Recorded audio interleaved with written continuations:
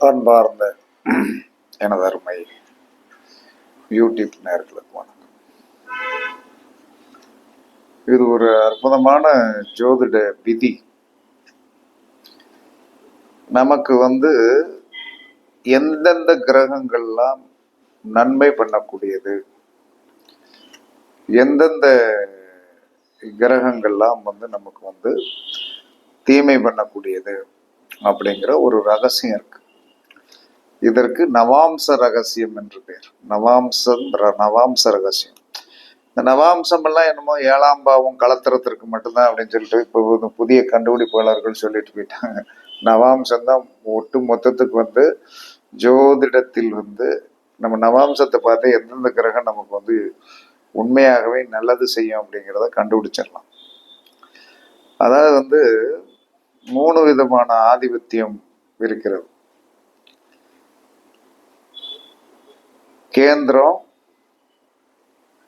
கேந்திரம் என்பது 1, 4, 7, 10. பணவரம் என்பது 2, 5, 8, 11. அதற்கடுத்து அபோக்கிலியம் என்பது 3, 6, 9, 12. இந்த 3 தான். முன்னாங்க 12 கட்டம் வந்துருச்சா. கேந்திரம் என்பது நல்லது செய்யும், பணபரம் என்பது நல்லது செய்யும். அபோக்கிலியம் என்று சொல்லக்கூடிய உபயராசிகளில் இருக்கின்ற கிரகங்கள் நல்லது செய்யாது. அது அப்படிதான், அதை ஒன்றும் பண்ண முடியாது. இப்ப நம்ம எல்லாரும் நினைச்சிட்டு இருப்போம், ஒரு ராசி கட்டத்தில் இருக்கிற கிரகம் ராசி கட்டத்துல நல்லா சூப்பரா இருக்கும். அம்சத்துல போய் என்ன சொல்றான்னா அபோக்கிலிய ஸ்தானம் என்று சொல்லக்கூடிய இந்த உபயராசிகளில் போய் வெளுத்தெடுப்பான் பாருங்க. சூப்பரா வெளுத்தெடுப்பான். வடிவாங்க பிறந்தவன் எப்படி என்ன சொல்றான், எவன் வேணாலும் அடிக்கலாம் அப்படிங்கிற மாதிரி அடியை கொடுப்பான். அதை நீங்க என்ன சொல்றானோ ஒன்றும் பண்ண முடியாது. அதுதான் நீங்க வாங்கி லவி அப்படின்னா, லவி என்று சொல்லக்கூடிய விதி. லவின்னு என்னது? விதி. அப்ப இப்ப நீங்க இது பாதசாரத்தை நல்லா தெரிஞ்சுக்கணும். இப்ப லக்கணம் அப்படின்னா, லக்கணம் என்ன சொல்லலாம்னா கேந்திரத்தில் இருக்கிறது. கேந்திரம் என்பது என்னது?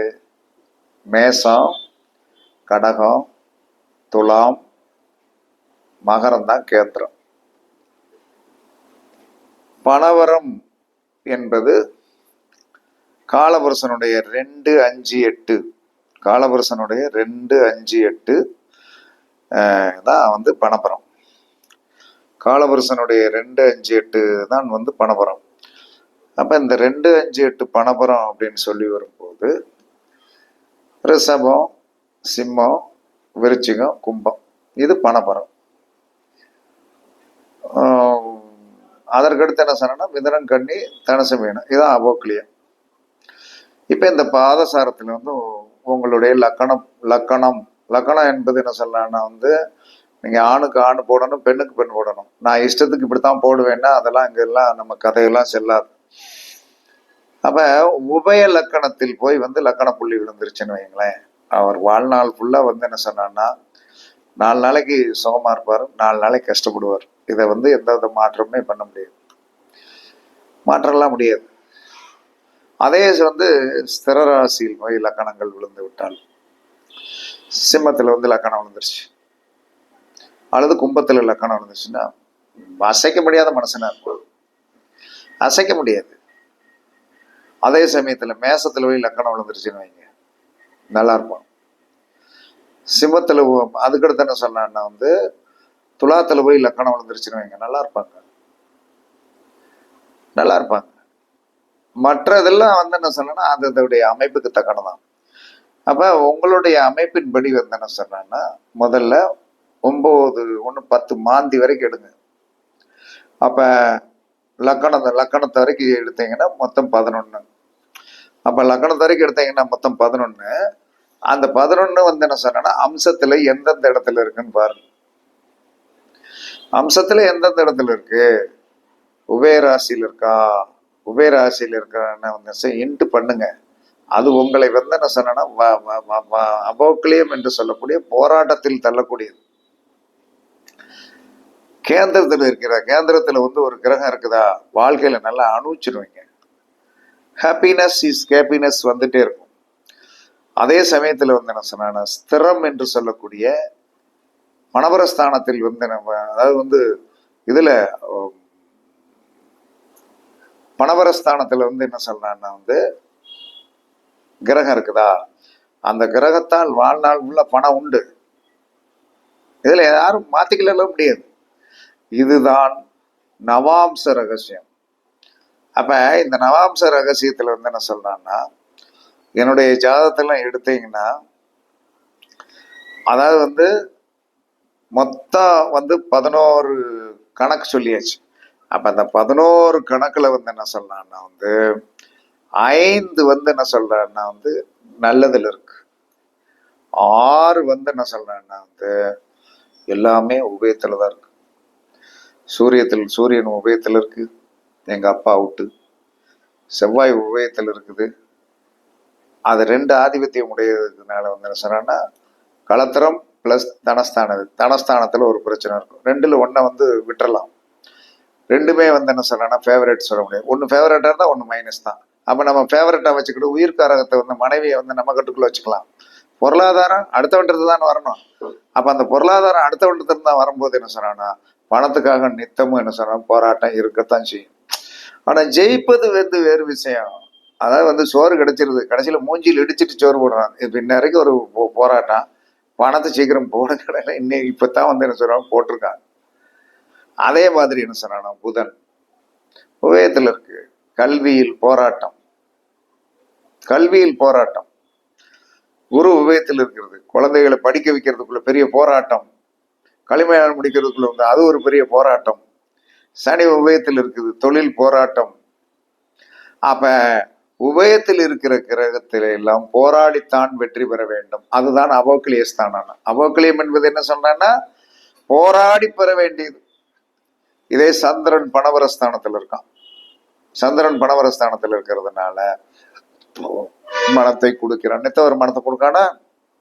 சுக்கிரன் கேந்திரத்தில் இருக்கிறான், மனைவியால் யோகம். ஏன்னா லக்னாதிபதியே வந்து என்ன சொன்னா சுக்கிரன். அதனால கொஞ்சம் தேஜஸ், கொஞ்சம் வந்து என்ன சொன்னா வண்டி வாகனம் காரு வசதி போக்குவரத்தெல்லாம் கொடுக்கானா, அதை நம்ம அனுபவிச்சுட்டு இருக்கோம். ராகு கேந்திரத்தில் இருக்கான். ஏன்னா ரோகிணி நட்சத்திரம் 1ஆம் பாகத்தில் உட்காந்துருக்கான். மேசத்துல வந்துருவானா, அது கேந்திரம். அப்ப அவனால் லாபம், ஒண்ணு அசைக்க முடியாத லாபம். கேது கேந்திரத்தில் இருக்கான். ஏன்னா வந்து அனுச நட்சத்திரம் 3ஆம் பாகத்தில் உட்காந்துருக்கான். துலாத்துல வந்து உட்காந்துருவானா, அதெல்லாம் வந்து என்ன சொன்ன கொடுக்க வேண்டியதை கொடுத்துட்டு தான் இருப்பார். மாந்தி பணவரஸ்தானம். ஏன்னா உத்திராட நட்சத்திரத்தில் போய் என்ன சொன்னா 3ஆம் பாகத்தில் போய் உட்கார்ந்துருக்கிறதுனால அவராலும் வருமானம். இதுதான் வாழ்க்கையுடைய ரகசியம். இதே மாதிரி பிரிச்சு போடுங்க. இல்லைன்னா நீங்க வந்து என்ன சொன்னா உங்களுடைய லக்கணத்தை மட்டும் முதல்ல கரெக்ட் பண்ண தெரிஞ்சுக்கிடுங்க. அது மெயினான விஷயம். யாரு என்ன சொன்னாலும் கேட்காதீங்க. உங்களுக்கு நீங்களே அப்ளிகபிள் பண்ண. எனக்கு எப்போ அப்ளிகபிள் பார்த்து வந்து இதெல்லாம் வந்து என்ன சொன்னா எதுக்கு சொல்றேன்னா, இப்படி அப்ளிகபிள் பார்த்து பார்த்தா நவாம்சத்தை பற்றிய ரகசியத்தை வந்து நம்ம தெரிஞ்சுக்கிடும். அப்ப நவாம்ச ரகசியத்தில் வந்து நவாம்சத்தை தூக்கி பார்த்தோம்னா கரெக்டா போட்டு நீட் பண்ணி பாருங்க. எந்தெந்த கிரகம் உபயத்தில் எந்த கிரகம் இருக்குதோ அதனால் உங்களுக்கு போராட்டம். ஸ்திரத்தில் எந்த கிரகம் இருக்கிறதோ, பணவரஸ்தானத்தில் எந்த கிரகம் இருக்கிறதோ அந்த கிரகத்தால் பணம் வருமானம் நித்தமும் உண்டு.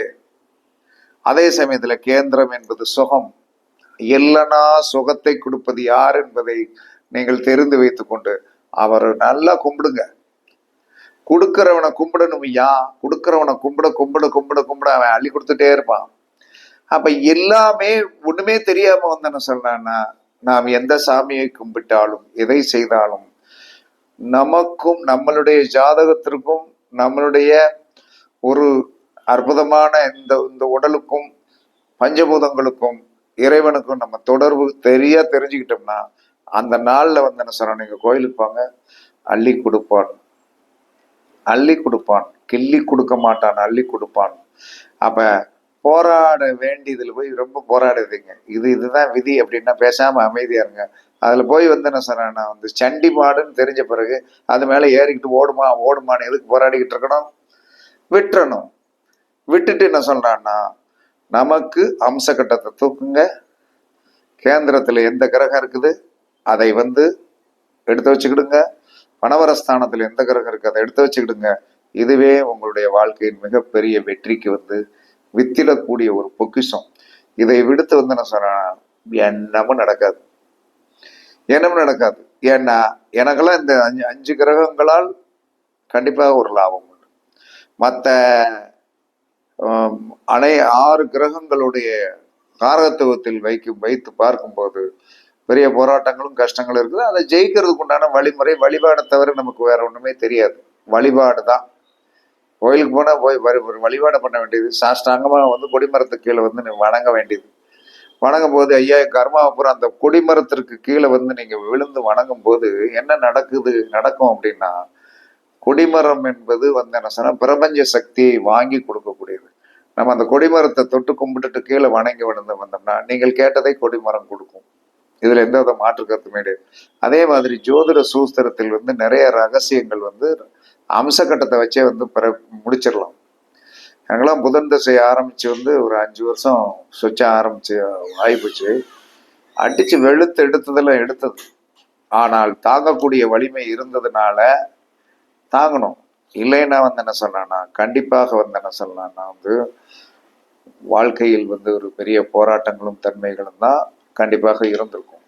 அதான் வாழ்க்கையுடைய தத்துவம். அதை விட்டுட்டு என்ன சொல்றான்னா, நீங்கள் எல்லாருமே நவாம்சத்தை பார்க்காமல் தயவு செய்து ஜோதிடம் படிக்காதீங்க. நவாம்சம் என்பது உங்களுடைய இருதய மாதிரி உள்ள இருக்கிற உறுப்பு எப்படி இருக்கு, நல்லா இருக்கா நல்லா இருக்கா, அம்சத்துல போய் ஒரு உறுப்பு நல்லா இருக்கும், அடே அப்ப சூப்பரா இருக்கும், அது சூப்பரா இருக்கும். அதாவது சமயத்தில் என்ன சொல்றான்னா, ஒருத்தருக்கு வந்து சித்திரை மாசம் போய் பிறந்திருக்காங்க, சூரியன் அசுவதி நட்சத்திரம் 4ஆம் பாவத்துல உட்காந்து கேந்திரத்துல போய் உட்கார்ந்துருக்கு, தகப்பனாரால் யோகன்ட்டான். கேந்திரத்துல போய் உட்கார்ந்துருச்சு இல்ல, கேந்திரத்துல போய் உட்கார்ந்துருக்கிறதுனால தகப்பனா கேந்திரம் என்பது என்ன சொன்னா சுகத்தை கொடுக்கக்கூடியது. தகப்பனார் என்று சொல்லக்கூடிய அந்த சூரியன் வந்து இன்று வரை உதவி வழிகாட்டல் நெறிமுறைகளை பண்ணி கொண்டிருக்க இருக்க இருக்க அது பெரிய வெற்றியை கொடுத்து கொண்டிருக்கிறது. அதே மாதிரி அம்சத்தில் எந்த கிரகம், கேந்திரம் என்பது சரராசிகள், பணவரம் என்பது ஸ்திரராசிகள், அபோக்லியம் என்பது உபயராசிகள். உபயராசிகளில் அதிக கிரகங்கள் உட்கார்ந்தால் அறிவு நிறைய இருக்கும். நம்ம உண்மையாவே அறிவு நிறைய இருக்கும். அறிவு நிறைய இருந்து என்னையா பண்ண, அறிவு நிறைய இருந்து அதை காசாக்க இந்த உபயராசிகளுக்கு தெரியாது. உபயராசிகளுக்கு காசாக்க தெரியாது. அந்த உபயராசிகளில் இருக்கின்ற கிரகங்களை நீங்கள் அந்த நட்சத்திரங்களை பாருங்க. மிதனத்துல வந்து மிருகசீரிடம், திருவாதிரை, புனர்பூசம் இருக்கு. அங்க வந்து என்ன உத்திராஸ்தம் சித்திரை இருக்குது. இங்க பாருங்க வந்து மூலம் பூராடம் உத்திராடம் இருக்குது. அதற்கடுத்து வந்து என்ன சொல்லலாம்னா வந்து அங்க வந்து என்ன சொல்லலாம்னா வந்து புரட்டாதி உத்திரட்டாதி ரேவதி இருக்குது. இப்படி இந்த கிரகங்களுடைய ஆதிபத்தியங்கள் எல்லாம் கொஞ்சம் வலிமை குன்றியதாகத்தான் இருக்கும். அதனால நீங்கள் எதிலும் வெற்றி பெற வேண்டும் என்று சொன்னால் உங்களுடைய நவாம்சத்தினால் நீங்கள் வந்து உங்களுக்கு எதாவது ஃபேவரட் என்பதை வந்து நீங்கள் 100% தெரிஞ்சு வச்சுக்கொள்ளலாம். தெரிந்து வைத்து கொண்டு அதையே வழிபாடு பண்ணுங்க. அந்த கிரகத்தை வழிபாடு பண்ணுங்க. அந்த கிரகத்திற்குண்டான இதை சொல்லுங்க, எதை சொல்லுங்க, அந்த கிரகத்திற்குண்டான காயத்ரி மந்திரத்தை சொல்லுங்க. அந்த கிரகத்திற்குண்டான அதிதேவதையை வணங்குங்க. அந்த கிரகத்திற்குண்டான என்ன சொன்னான நவதானியத்தை நல்லா வந்து என்ன சொன்னானா எப்படி நம்ம வந்து ருசியாக சாப்பிட முடியுமோ அப்படி சாப்பிடுங்க. சாப்பிட்டீங்கன்னா உங்களுடைய வாழ்க்கை வந்து என்ன சொன்னான்னா வந்து பூலோக சொர்க்கம் போல இருக்கும். பூலோக சொர்க்கம் என்பது நவாம்சத்தில் கிரகம் இருக்கின்ற ரகசியத்தை வைத்துத்தான் வாழ்க்கை. பூலோக சொர்க்கம் என்பது நவாம்சத்திற்கும் பூலோக சொர்க்கத்துக்கும் ஒரு சம்பந்தம் உண்டு. பூலோகத்துலதான் நம்ம இப்ப சொர்க்கத்தை அனுபவிக்க முடியும். சொர்க்கத்தில் போய் வந்து யார் இருக்கிறார்கள் யார் இல்லை என்பது யாருக்கு தெரியும்? பூலோக சொர்க்கம் என்பது நவாம்சத்தில் இருக்கின்ற சரம், ஸ்திரத்தில் இருக்கின்ற கிரகம் பூலோக சொர்க்கத்தை கொடுக்கும். பணம், சுகம், 4, 7, 10 என்னது நம்ம உருவாக்கக்கூடியது. வீடு நம்ம இஷ்டத்துக்கு உருவாக்கலாம், காரு நம்ம இஷ்டத்துக்கு வாங்கலாம், 10ஆம் பாவத்தை நம்ம இஷ்டத்துக்கு தொழிலை வந்து வலிமைப்படுத்தி கொண்டு போகலாம். இது நம்ம உருவாக்கக்கூடியது.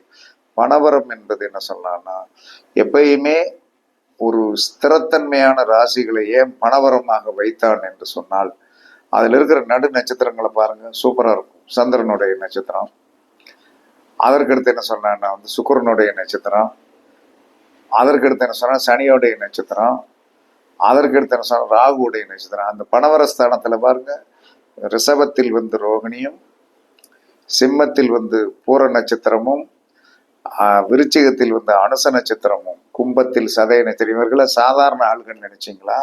அற்புதமான வந்து ஜாம்பவான்கள். இந்த ஜாம்பவான்களுடைய நட்சத்திரங்களில் கிரகம் இருந்தால் கண்டிப்பாக வந்து யோகமாக இருக்கும். ஏதாவது ஒன்று இல்லைனாலும் இருக்கணும்.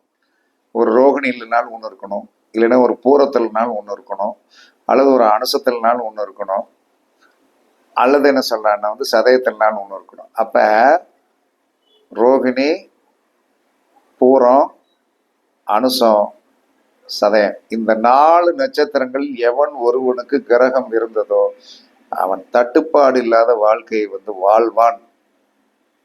சிரமங்கள் இருக்கலாம், பிரச்சனைக்கு தீர்வு வேண்டும் அல்லவா? அதனால இதுல இருக்கான்னு பாரு. இருந்தால் நீங்களும் யோகசாலிகளே. நவாம்சம் என்பது பூலோக சொர்க்கம் என்று கூறி அதில் கண்டுபிடிக்க தெரியணும். நாங்க கண்டுபிடிச்சிட்டோம், நீங்க கண்டுபிடிச்சுக்கிடுங்க, வேற ஒன்றும் பிரச்சனை இல்லை என்று கூறி உங்களிடமிருந்து விடைபெறுவது சிப்பிப்பாறை ஜோதிடர் சாதி ராகவன் ஜெயபாலாஜி. சுகமே சூழ்க, சுகமே சூழ்க. வாழ்க வளமுடன், வாழ்க வளமுடன். வணக்கம், வணக்கம்.